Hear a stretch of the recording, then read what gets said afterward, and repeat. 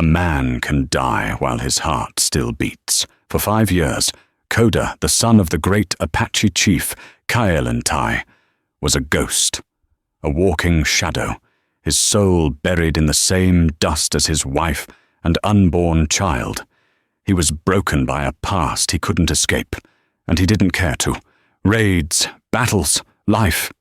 It was all noise. Until she arrived, a prisoner, a white woman, pregnant and alone. He was ready to let her perish like all the others, until one night, in the darkness of the stronghold, he heard a sound, a desperate, broken sob, that ripped his 5-year-old scars wide open and changed everything. The man they called Koda had not truly lived in 5 years. He existed. He breathed the sharp, dry air of the Dragoon Mountains. He rode, he hunted, he fought.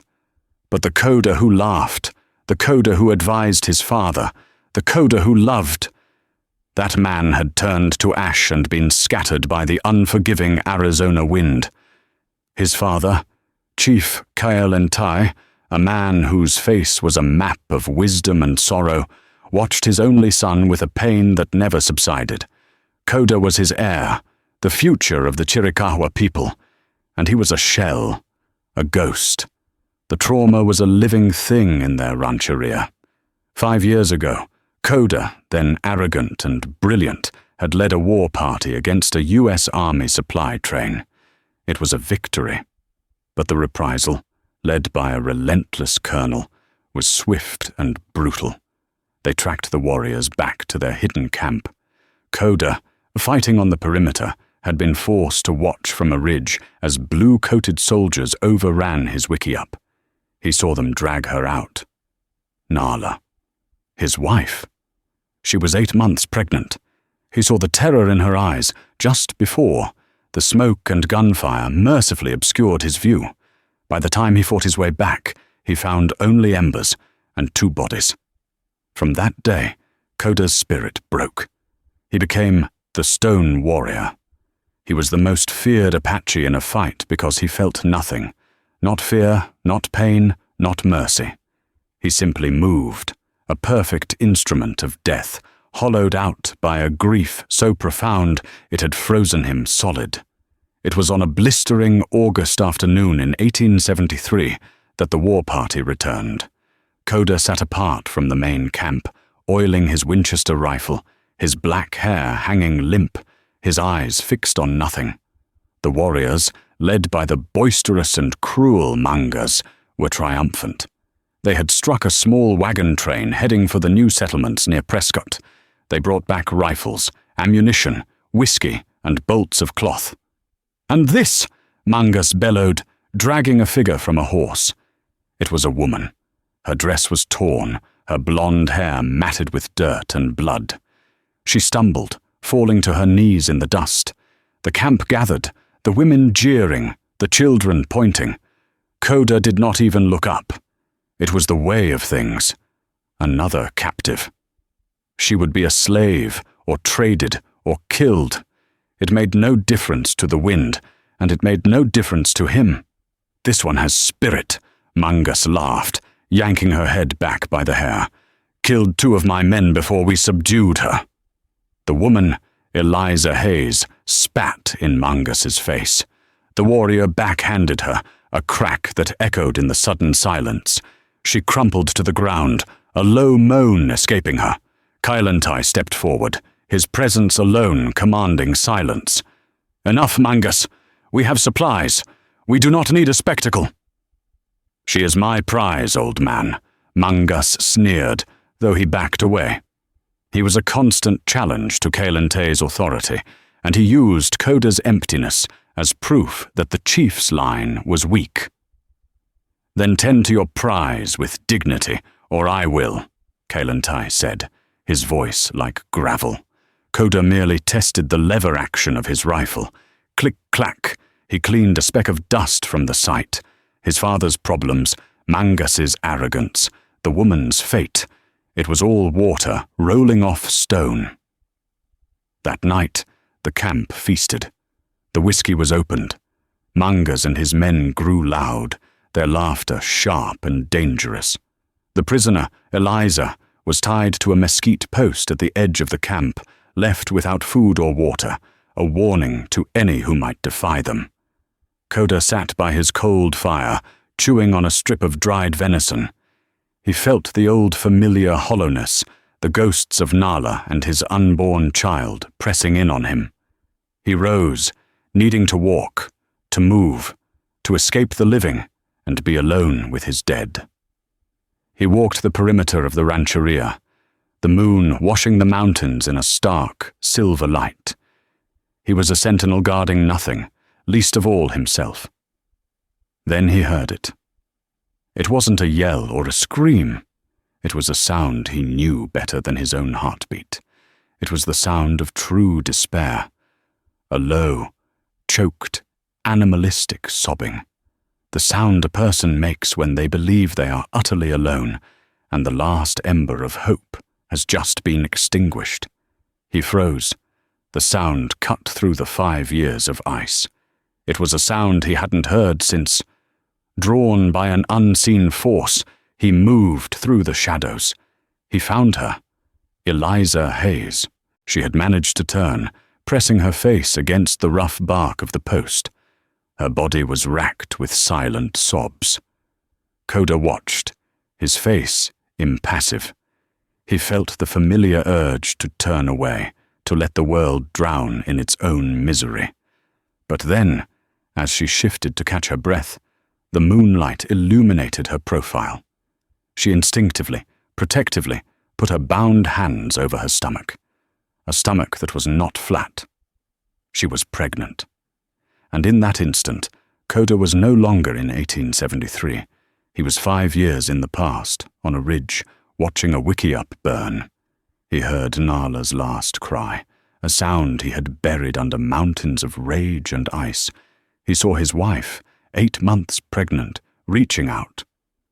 Eliza let out another muffled cry, a plea to a god who had abandoned her in this dusty hell. "Samuel, oh God, our baby, what will I do?" Koda's breath hitched. His chest, solid for half a decade, suddenly felt like it was caving in. The stone warrior, the ghost of the dragoons, felt a sharp, agonizing crack run straight through his frozen heart. He stumbled back into the darkness, his hand pressed to his chest, the world spinning. For the first time in 5 years, Koda felt something other than the cold. He felt the thaw, and it was agonizing. The rest of the night, Koda did not sleep. He sat on a high rock overlooking the valley, the world a silent, swimming blur. The crack in his soul had become a fissure. The sobs of the pregnant woman had been a key, unlocking a vault of pain he had kept sealed at the cost of his own humanity. He saw Nala everywhere, in the bend of the canyon, in the shape of the stars. He remembered her laugh, the way she would tease him for his seriousness. He remembered the feel of his hand on her own pregnant belly, the flutter of the life within. That life, that future, had been stolen. And now, here was another life, another mother, facing the same abyss. When the first grey light of dawn touched the peaks, Koda was a different man. The ice was still there, but it was compromised. It was moving. He felt an obligation. It was a foreign, terrible feeling. He walked back into the stirring camp. Eliza was slumped against the post, her face swollen, her spirit seemingly gone. She looked up with dull eyes as he approached. Mangas and his men were asleep, sprawled out near the remnants of their drunken celebration. Koda stood over her. Eliza flinched, expecting a blow. He said nothing. His face was an unreadable mask of granite. He unhooked the water skin from his belt. He uncorked it and held it out. Eliza stared, confused. Was this a trick? Koda's eyes were dark, haunted. He gave the skin a short, impatient shake. "Take it." Her hands, raw from the ropes, fumbled as she reached for it. She drank, the water spilling down her chin. It was the most profound act of mercy she had received in 2 days. She drank until he pulled it away. Then, from a pouch, he tossed a small piece of pemmican, dried meat and berries, at her feet. He turned and walked away. He didn't look back. Eliza stared at his retreating back, then snatched the pemmican and hid it in her torn sleeve, wolfing it down when she was sure no one saw. But someone had seen. "The ghost walks among the living," Mangus's voice, thick with sleep and suspicion, slurred from across the camp. He was leaning on one elbow, a cruel smirk on his face. "Does the son of the chief find a new pet?" Koda stopped. He did not turn. "The whiskey makes your tongue brave, Mangus." "It is not the whiskey," Mangus said, rising. He was a broad, powerful man, Koda's only rival in skill, but worlds apart in temperament. "It is curiosity. The stone warrior, who let his own wife die, now gives water to a tekelot, a white owl." The air in the camp went still. Kellentai emerged from his wickiup, his eyes immediately finding Koda and Mangus. Koda turned, slowly. His hand didn't go to his knife. He didn't need to. The air around him grew 10 degrees colder. "Say her name again, Mangus, and you will not see the sunset." The threat was so void of passion, so matter-of-fact, that it was more terrifying than any scream. Mangus's bravado faltered. He knew Koda's reputation. He had seen him kill 3 soldiers in as many seconds, but he couldn't back down completely. "She is my captive. I will do with her as I please. Perhaps I will trade her to the Nakaye for horses. Perhaps I will see how loud she screams." "She is pregnant," Koda stated. It wasn't a plea. It was a fact. "More's the pity," Mangus shrugged. "A weak foal from a weak mare. It will not survive." "You will not touch her," Koda said. "And who stops me? You? You, who let his own family be butchered." It was the final, unforgivable insult. Before Mangus could even blink, Koda had crossed the 20 feet between them. It wasn't a charge. It was a disappearance. He was simply there. He didn't draw his knife. He didn't punch. He grabbed Mangus by the throat, his fingers like steel talons, lifting the heavier man's front feet off the ground. Mangus gagged, his eyes wide with shock, clawing at Koda's wrist. Koda's face was an inch from his, but his eyes were 1,000 miles away, looking at something dead and burning. "I will end you," Koda whispered, the words barely audible. "Koda!" Kelentai's voice was a whip crack. "Release him. He is not worth your rage." For a second, the camp watched, certain they were about to see Mangus's neck snapped. Then, slowly, Koda's grip loosened. He dropped Mangus, who collapsed, choking and gasping. Koda looked at his own hand, trembling, not with fear, but with a terrible, pulsing, returning life. He looked at Mangus on the ground, then at Eliza, who was watching with wide, terrified eyes. Without another word, he walked past his father, grabbed his rifle, and strode out of the rancheria, climbing into the high rocks, a warring chaos raging inside him. Kailentai watched him go. It was the first time in 5 years his son had shown any emotion at all. Even if it was pure, unadulterated rage, the chief allowed himself a small, fragile sliver of hope. The ghost, it seemed, was starting to remember how to feel. For 3 days, Koda hunted, but he wasn't hunting deer. He was hunting himself. He drove himself to the point of exhaustion, climbing sheer rock faces, running miles without water, trying to force the new, agonizing sensations back into the box from which they had escaped. He kept seeing Nala's face. But now it was superimposed with the terrified, dirt-streaked face of the white woman. He saw his wife's pregnant belly, and then he saw Eliza's. His grief was no longer a cold, comfortable blanket of numbness. It was a living fire. The guilt was suffocating. He had run. He had been fighting on the perimeter, following orders, but he knew, deep down, he had chosen the strategic fight over the personal one. He had let his wickiup be overrun. You let her die. Mangus's words were a poison arrow. He finally returned to the rancheria, exhausted, the battle inside him unresolved. He found the camp in a state of quiet tension. Mangus was nursing his bruised throat and his even more bruised ego. He glared at Koda, a promise of vengeance in his eyes. Koda ignored him. He sought out his father. Kalen Tai was sitting by the fire, carving a new handle for his knife. "The deer were fast this season?" he asked, not looking up. "I did not hunt deer," Koda said, sitting across from him. "No," his father agreed. "You hunted the past. It is a foolish prey, my son. It cannot be caught, and it cannot be killed."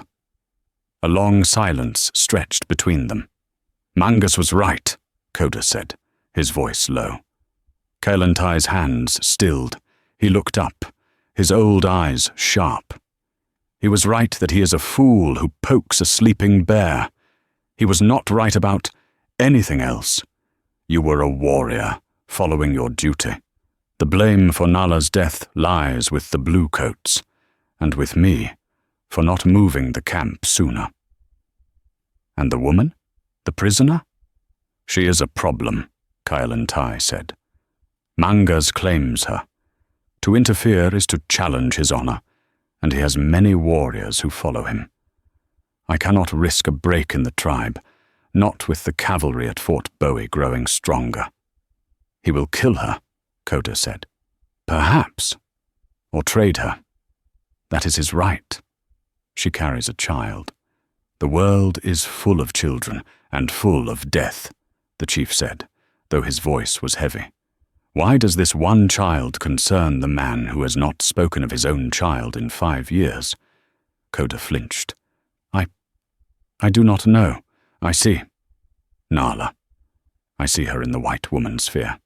Kalen Tai nodded, a profound sadness in his expression. "Then you are not healing, my son. You are merely seeing a ghost. Be careful. This woman is not Nala, and protecting her may cost us all." Koda left his father, his conflict deepening. He found Eliza near the stream, where the other women had taken her to wash clothes. She was an outcast, taunted and shoved. She worked, her hands clumsy, her body slow and heavy. Koda watched from a distance. He saw an old woman, Tayana, the tribe's unofficial healer since her husband had died, approach Eliza. Tayana was old, her skin like wrinkled leather, but her eyes were bright. She muttered something to the other women, who grudgingly backed away. Tayana then handed Eliza a piece of dried yucca root. She gestured to her mouth, then her belly. "Eat. Good for the child." Eliza hesitated, then nodded, tears welling in her eyes at this second, small kindness. That evening, Koda approached Tayana. "You helped the white woman." Tayana looked at him, unafraid. "I helped a child who has not yet been born. The mother is merely the vessel. Mangus will not like it. Mangus is a rabid dog. You put him in his place. Now he only snarls from a distance, but he will bite again." She paused, her gaze digging into him. "The woman needs more than root. She is weak. The baby is strong, but it drains her." Koda felt a muscle in his jaw twitch. "What is needed? Flesh, broth, and safety. You cannot give her the last one. Mangus owns her." "Ownership is a white man's word," Koda said. "Then claim is the word we will use," Tayana countered. "And he has claimed her." Koda left her, his mind made up. He could not challenge Mangus directly without tearing the tribe apart, but he could not let this mirror of his past be destroyed. He went to his wickiup and retrieved a blanket, one of Nala's. It was soft, woven with red and black stripes. He went to the mesquite post where Eliza was tied for the night. She tensed as he approached, her eyes wide in the moonlight. He didn't speak. He laid the blanket at her feet. She stared at it. He then sat on a rock, 10 feet away, his rifle across his knees. He didn't look at her. He just sat. Eliza slowly reached for the blanket, pulling it around her shoulders. The night air was cold. The warmth was instant. She looked at the silent, stone-faced warrior. "Why?" she whispered, her voice rough. Koda didn't move for a long time. He seemed to be listening to the mountains. Finally he spoke, his voice so low she barely heard it. "My wife. She was like you." Eliza clutched the blanket tighter. She was a prisoner." "No," Koda said, the word like a stone dropping. "She was my wife, and she was with child." Eliza's hand went to her own belly. An understanding passed between them, deeper than any language. It was a shared, terrible knowledge of what could be lost. "My name," she said, her voice stronger. "It's Eliza Hayes. My husband, Samuel, they killed him, on the trail." Koda looked at her. He saw her, really saw her, for the first time. Not as a white woman, not as a captive, but as a person, hollowed out by grief, just like him. "Koda," he said, giving his own name. "Koda," she repeated. He nodded once. He sat there, a silent guardian, for the rest of the night. He was guarding her, yes, but he was also guarding the memory of Nala and the fragile, new, terrifying piece of his own soul that had just woken up. The rancheria was now a battlefield of whispers. Koda's silent, nightly vigil over Eliza Hayes did not go unnoticed. Mangus was furious. He felt his authority, his very manhood, had been challenged. He saw Koda sitting on that rock, a silent protector, and it was a public declaration. "He defiles his wife's memory," Mangus complained loudly to the other warriors. "He shames us, protecting a tekolot." But the other warriors were silent. Koda's grief was famous. His skill was legendary. This new behavior was strange, but no one was willing to challenge the stone warrior. Even Kalentai was forced to act. "My son," he said, approaching Koda one morning, "you are splitting my people. Mangus has demanded I give him the woman, to do with as he wishes, or he will take his warriors and leave." "Let him leave," Koda said, his voice flat, "and lose 20 rifles. With Thorn at Fort Bowie growing bolder, you cannot ask this of me." "I ask nothing," Koda said. "I am doing what I must." "For a white woman? Or for a ghost?" his father pressed. Koda met his father's eyes. "For both." Kalentai sighed. "There is only one way. You must claim her. Take her as your slave, or your wife. It is the only way to take her from Mangus's power and make it a tribal matter, not a personal one." Koda's entire body recoiled. "Wife? Never. I will have no other wife. Nala is my wife." "Then she will die, Koda, and so will the child. Mangas will see to it." Koda was trapped. He could not marry this woman. It felt like the ultimate betrayal of Nala. But he could not let her die. That felt like the same betrayal all over again. Meanwhile, Eliza's world was shrinking to the 20-foot radius of her post. Her only allies were Tayana, who brought her food and herbs, and Koda, her silent, terrifying protector. She started to see the man beneath the stone. She saw the profound, bottomless grief in his eyes. She wasn't afraid of him. She was afraid for him. She saw how Mangus watched him, like a hawk watching a rabbit. The situation was unsustainable. It broke one afternoon. Mangus, drunk on Tiswin, a weak corn beer, and his own rage, decided to force Koda's hand. He strode into the center of the camp, grabbed Eliza by the arm, and began dragging her toward his wickiup. "No!" Eliza screamed, digging her heels into the dust. "You are mine!" Mangas roared, hitting her. "The ghost will not have you!" Tayana shouted for the chief, but Koda was already there. He moved from the shadows, his face no longer cold. It was a mask of pure, white-hot fury. "Let her go, Mangas," Koda commanded. "Or what, Shadow Walker? You will cry to your father." Mangas laughed, drawing his long hunting knife. "Today, we finish this." Mangas lunged. What followed was not a fight. It was an execution. Mangas was strong and fast, but he was fighting a man. Koda was fighting a memory. Koda moved like the wind. He didn't draw his own knife. He sidestepped Mangas's wild slash, grabbing the warrior's wrist. With a sickening snap, he broke Mangas's arm. Mangas howled in pain, dropping the knife. Koda did not stop. He struck Mangas in the throat, the same move as before, but this time with a closed fist. Mangas crumpled. Koda picked up Mangas's knife. He stood over the writhing warrior. The entire camp watched, silent, terrified. This was the Koda they only heard stories about. He could have killed him. Everyone expected him to. Instead, he pressed the point of the knife against Mangas's chest, just hard enough to draw a bead of blood. "She is not yours," Koda said, his voice lethal. "She is not mine. She is under the protection of the son of the chief. She is under the protection of my family. If you look at her, if you speak her name, if you walk in her shadow, I will cut out your heart and feed it to the coyotes." He stood up. He looked at the assembled crowd. "She is Hakadin," Xoda declared, using the Apache word for protected or taboo.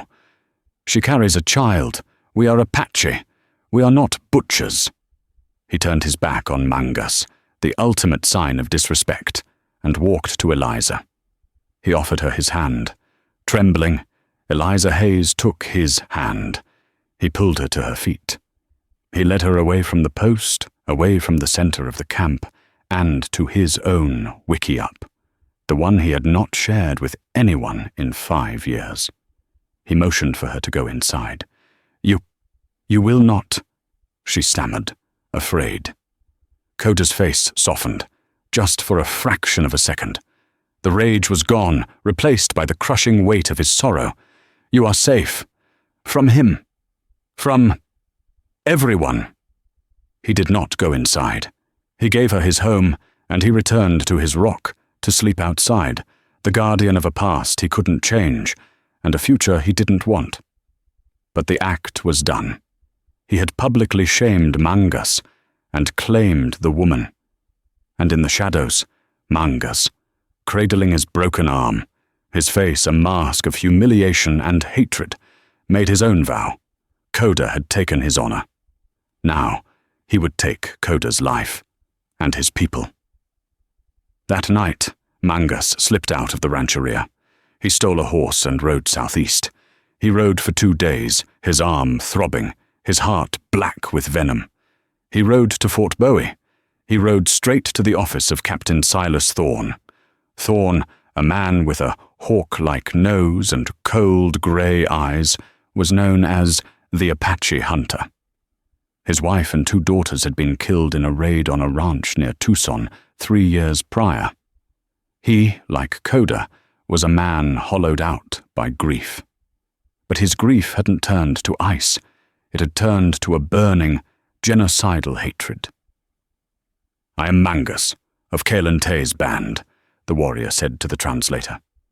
Thorne looked up from his maps. "You're a long way from home, Apache." "Surrendering?" "I am defecting," Mangas said, the word tasting like ash. "I know where Kalen Tay's stronghold is, the one you've been searching for." Thorne leaned forward, his interest piqued. "Why? Why betray your own people? Koda, the chief's son, has shamed me." "I want his head," Mangus spat. "And I want the white woman he has taken." Thorn's eyes lit up. "A white woman? You have a white woman?" "Yes. Eliza Hayes, captured from the Prescott wagon train." Thorn stood. This was it. This was the justification he needed. A rescue mission. He could bring the full weight of the U.S. cavalry down on them, and no one in the Eastern newspapers would call it a massacre. They would call it a rescue. "Tell me, Mangus," Captain Thorn said, a thin, cruel smile touching his lips. "Tell me everything." Life in Coda's wiki-up was a strange, silent truce. Eliza was safe, for the first time. Tayana was now able to attend to her openly, bringing her rabbit stew and strong teas to prepare her for labor. Eliza's time was near. Her belly was low and tight, and fear was her constant companion. What would happen to her baby, born into this? She and Coda rarely spoke. Theirs was a relationship built of shared silences. She would watch him as he sat outside, sharpening his knife, his focus absolute. He was a man holding himself together by sheer force of will. One evening, she spoke to him from the doorway. "She must have been very beautiful. Your wife." Coda's hands stilled. He looked up, the setting sun catching the planes of his face. "She was the sun. I was the shadow. She made the world bright." "My Samuel." "He was like that," Eliza whispered, her hand on her belly. "He always laughed, even when the wagon axle broke. He said, 'Well, Eliza, at least we get to see this part of the country twice.'" A tear rolled down her cheek. Coda looked away at the mountains. "It is the good ones who are taken. The world does not like to be shamed by too much light." "Coda, why do you help me?" "I do not," he said, the old coldness returning. "I am helping the ghost of my wife." "No," Eliza said, walking out to sit near him. "You are not. My name is Eliza. My baby.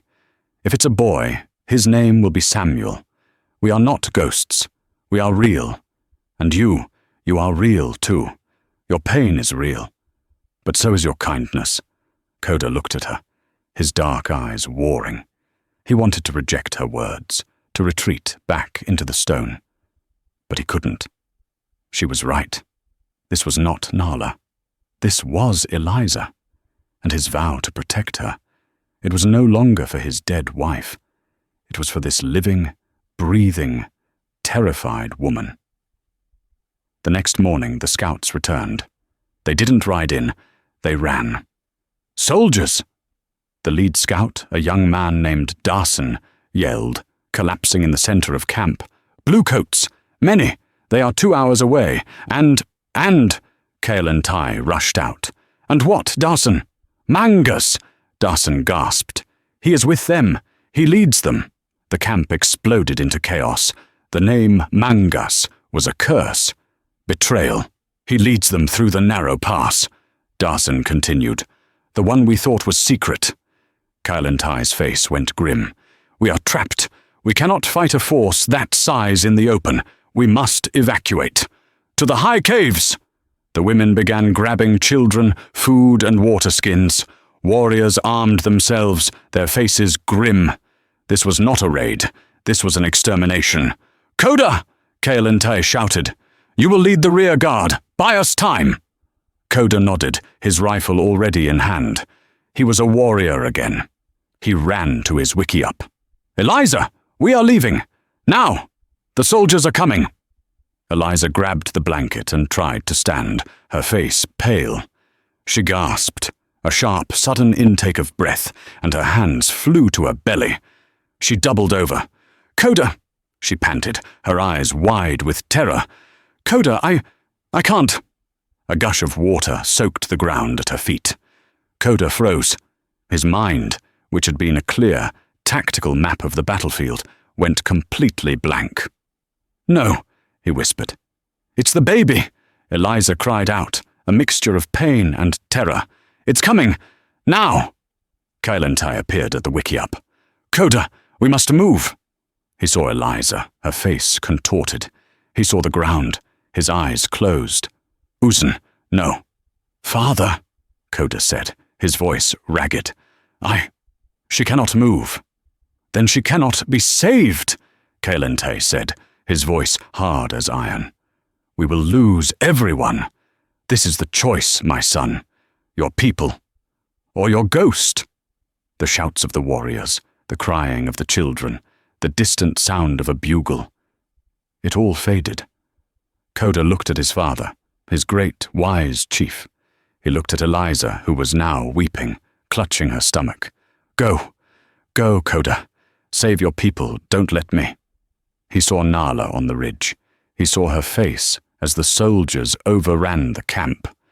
You let her die. You let her die. This time the choice was different. Tayana, Koda roared. The old woman ran to him. Take my father and the people to the caves. The high route, Koda ordered. Koda, do not do this, Kael'thai pleaded. Tayana, go, Koda shouted. I will follow. I will buy you the time. He turned to his father. This is not for a ghost. This is for my people. I will hold the pass. I will draw them to me.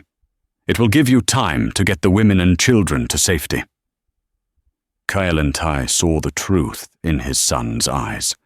Koda was not sacrificing himself for the woman.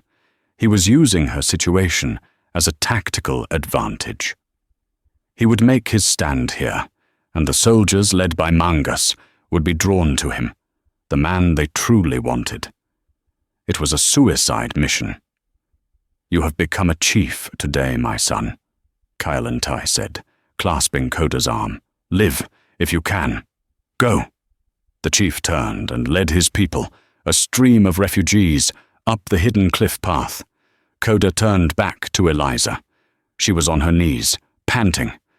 I can't run. You will not, Koda said. He ripped a hide from his wickiup. He found a small, hidden alcove in the rocks just 50 yards from the camp, a place he used to hide as a boy. It was shielded from the main pass. Here, he said, helping her. Tayana will come back for you when it is safe. Stay silent, no matter what you hear. Koda, they will kill you.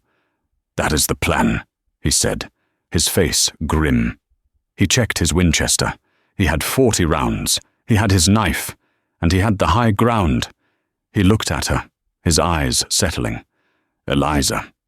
Survive. He turned and sprinted up the rocks, finding a perfect ledge overlooking the narrow pass that led to the rancheria. He chambered around. Click-clack. He heard the sound of cavalry horses, the jingle of sabers, the voice of Captain Silas Thorne. He'll be in the rocks, Captain. He's like a snake. It was Mangas. Then we will burn the rocks, Thorne replied. Koda laid his cheek against the warm stock of his rifle. He was no longer stone. He was no longer a ghost. He was a fire, and he was about to burn them all. First squad, dismount, skirmish line. Captain Thorne's voice was sharp, cutting through the canyon. I want suppressive fire on those upper rocks. A dozen Spencer rifles opened up, their wang-wang echoing off the canyon walls. Bullets sparked and chipped the granite all around Koda's position. Koda didn't flinch. He was invisible, a shadow within a shadow. He waited. He watched Thorne, Mangas, and a core group of soldiers advance into the bottleneck of the pass. They were coming for the rancheria. For him. He waited. Now. He picked his first target. Not a soldier. A large, precariously balanced boulder on the ridge above them. He fired. The crack of his Winchester was singular. The bullet struck a smaller rock just behind the boulder, a perfect push. With a groan, the massive granite slab tipped, then fell, bringing a ton of rock and scree down with it. Avalanche! A soldier screamed. It was a perfectly timed trap. The rock slide didn't hit the main party, but it completely blocked the pass behind them. Thorne, Mangas, and about 15 soldiers were now trapped in the small box canyon with Koda. Damn you, Thorn roared, realizing the tactical blunder. He's cut us off. Find him, and kill him. From the alcove, Eliza heard the roar of the rocks and the gunfire. She cried out, her body seized by another contraction. Stay silent, Coda's voice. She bit her lip until it bled, stifling her moans. He's up there, Mangus pointed, having seen the muzzle flash. To the right, soldiers fanned out, taking cover, firing wildly. Coda was already gone. He moved through the rocks like water, using tunnels and crevices only the Apache knew. He reappeared 30 yards to their left. Crack. A soldier climbing the rocks grunted and fell. Crack. Another, trying to flank him, slumped over his rifle. He's over there. Coda vanished again. He was toying with them. He was one man, but he sounded like 5. He was drawing their fire, making them waste ammunition, and most importantly, buying time. Captain Thorn was a veteran. He was not a fool. Stop firing wildly. He's one man. Mangas, you said you knew these rocks. Take your men and flush him out. Mangas, his broken arm in a crude sling, his face a mask of hate, drew his knife. With pleasure. He and 3 other soldiers who had followed him from the main group, scouts and trackers, broke off, climbing the rocks, while Thorn and the others laid down covering fire. Coda saw them coming. He had to lead them away from Eliza's hiding spot. He fired once more, intentionally high, revealing his general position, then scrambled backward, deeper into the canyon. Mangas and the soldiers took the bait. Meanwhile, in the alcove, Eliza was in the final stages of labor. She was alone, terrified, in agony. Samuel. Coda. God, help me. She bore down, a silent, primal scream locked in her throat. Coda led Mangas on a deadly chase. He slipped into a narrow crevice, a dead end, with only one way in. He turned, his knife in one hand, his rifle in the other. It was here. He would make his stand. Mangas appeared at the entrance, his good hand holding his knife. Snake, you are trapped. It is you who is trapped, Mangas, Coda said, his voice calm. I will kill you, Coda. I will take the woman, and I will raise your child as a slave. Mangas spat. You have no honor, Coda said. Honor? Mangas laughed, a broken sound. Honor is for chief's sons who have everything. I have nothing. You took my respect. You took my place. Now I take your life. Mangas lunged. At that exact moment, 2 things happened. First, from the alcove below, came a sound that no one could mistake. The sharp, sudden, piercing wail of a newborn baby. Second, Captain Silas Thorn, having followed Mangas, appeared at the mouth of the crevice, his Colt revolver level. Well, well, Thorn smiled, his grey eyes dead. The whole happy family. Coda froze. The baby's cry. Eliza, she was alive. The baby was alive. Mangas froze, too. He looked from Coda to Thorn. Thorn aimed his Colt at Coda. On your knees, Apache. You've been a thorn in my side for 5 years. Ever since that raid, I lost my family, you know. Seems fair I take yours. Coda locked eyes with Thorn. He saw the same brokenness, the same bottomless grief. But where Coda's had turned to ice, Thorn's had turned to poison. You, Coda started. Move and I'll kill you, Thorn said. No, I'll kill you anyway. But first, I'm going to find that woman and the child. A new captive to rescue. His smile was terrifying. Mangas was breathing hard. He looked at Thorn, then at Coda. He saw the blue uniform. He saw the cold, hateful eyes of the soldier. He heard the baby cry again. He remembered Coda's words. We are Apache. We are not butchers. In that second, Mangas's black-hearted vengeance dissolved. He hated Coda. He would always hate Coda. But Coda was Apache. Thorn was the enemy. The true enemy. Captain, Mangus said, turning to Thorn. "The woman, she is mine. You promised." "I promised you his head, dog," Thorn sneered. "I lied. Now step aside." Thorn raised his pistol to fire at Koda. "He is a patch," Mangus roared. With his good arm, Mangus didn't attack Koda. He lunged, his knife out, straight at Captain Silas Thorn. Thorn, shocked, fired. The bullet hit Mangus square in the chest. Boom! But Mangus's momentum carried him forward. His knife plunged deep into Thorn's shoulder, forcing the gun arm wide. "No!" Thorn screamed, staggering back. That was the second. That was the only chance Koda needed. He didn't hesitate. He launched himself, not at Mangus, but at Thorn. He slammed into the captain, a brutal, driving tackle. The two men, Koda and Thorn, two sides of the same broken coin, tumbled out of the crevice, crashing onto the rocks below. Mangus slid down the wall, a bloody handprint marking the stone. He looked at Koda, a strange gurgling sound in his throat. It might have been a laugh. He had lost everything, but in the last second, he had reclaimed his soul. He died, his eyes open, staring at the blue Arizona sky. The world exploded into brutal, primal violence. Koda and Thorn, the two broken men, tumbled down the short, rocky incline, their fight devoid of skill, fueled only by a grief that had curdled into madness. Thorn's revolver had been lost in the fall.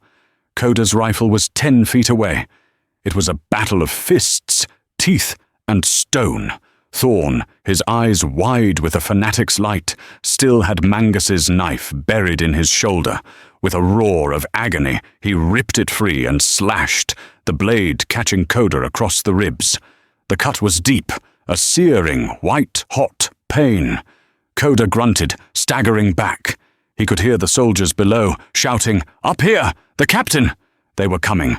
Thorn advanced, the bloody knife held high. "I'll send you to hell, Apache, just like I should have 5 years ago." In that instant, Koda wasn't fighting for his past. He wasn't fighting for Nala's memory. He was fighting for the sound he had just heard. That tiny, fragile wail. He was fighting for life. He saw in Thorn's poisoned eyes a reflection of the man he could have become. A monster, hollowed out by hate. He rejected it. As Thorn lunged for the killing blow, Koda grabbed a jagged, heavy rock. He didn't strike to kill. He struck to end. He brought the rock down in a brutal arc, catching Thorn on the temple. The crack of bone was sickening. Thorn's eyes rolled back, and he collapsed, unconscious, a breath from death but not claimed by it. Koda fell to his knees, breathing heavily, his lifeblood pouring from his side. He heard the boots. 4, 5 soldiers were scrambling up the rocks, their rifles raised. "He's got the captain!" one yelled. "Kill him!" Koda fumbled for Thorn's lost revolver, his hand too slick with his own blood. It was over. He had failed. He had bought them minutes, but he would not live to see the next one. He braced for the bullets. Thwack! A sound sharp and clean as a whisper. The lead soldier grunted, an arrow suddenly protruding from his chest. He toppled backward. Thwack! Thwack! 2 more soldiers fell, arrows in their throats. The remaining men stopped, terrified, looking up. Koda looked up too. On the ridge above, silhouetted against the bright morning sky, stood his father, Kyalentai. And with him, 20 of his best warriors, their bows drawn, a silent line of avenging angels.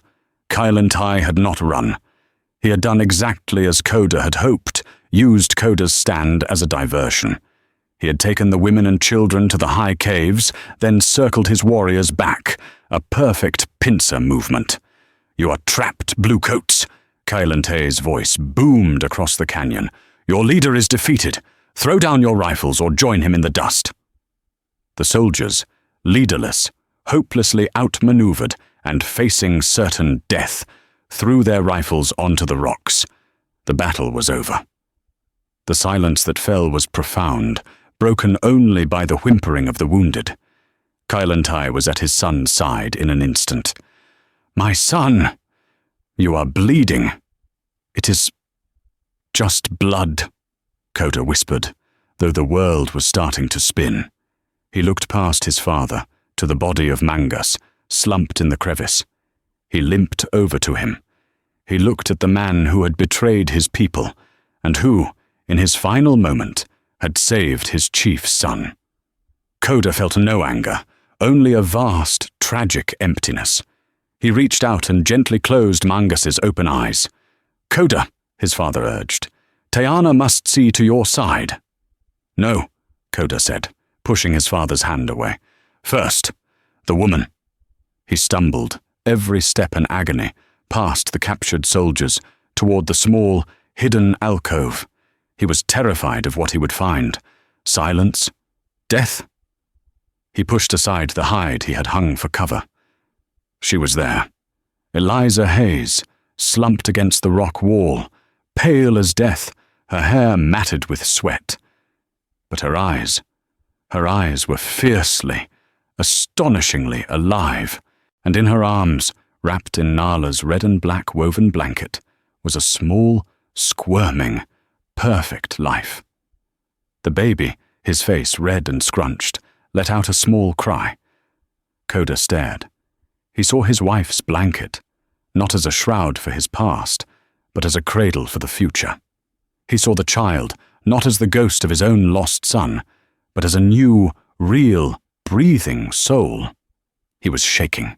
He slowly, hesitantly, reached out a finger, red with his own blood. The baby, by sheer, primal reflex, grasped it. The tiny, impossibly strong grip sent a shockwave through Koda's entire being. It was a jolt of pure life, a force that struck the 5-year-old wall of ice around his heart. It did not crack. It shattered. The stone mask Koda had worn for half a decade crumpled. A sound tore from his throat, a choked, agonizing sob. A single tear cut a clean path through the grime and blood on his cheek, and then another. He slid down the rock wall to his knees, his hand still held tightly by the newborn. He lowered his head, and the grief, the guilt, the pain, and the consuming rage of 5 empty years finally, violently, broke free. Eliza watched him, her own tears falling silently. She had seen this man as a ghost, a warrior, and a guardian. Now, she was seeing him reborn. Kailantai stood at the entrance, his hand on his son's shoulder, watching the man he had thought was lost forever, finally, painfully, come home. Koda had been broken, and now, in the arms of a new life, he was finally, completely, whole. Koda was saved, not by revenge, but by an act of impossible mercy. Eliza, a prisoner, ended up freeing him. She and her newborn son were the key that unlocked the 5 years of ice around his heart. Their story reminds us that even in the most brutal of worlds, and from the most unexpected places, a connection can be forged that saves a soul. Koda's past was not erased, but his future was rewritten. All because he truly saw the tears of a stranger. What did you think of Koda's journey? Was Mangus's final act redemption, or just one last act of defiance? Let me know your thoughts in the comments below. If you enjoyed this story of the Old West, please be sure to hit that like button, share it with someone who loves a powerful drama, and most importantly, subscribe to the channel for more true-life stories just like this one. Click that notification bell so you never miss an upload. Thanks for listening.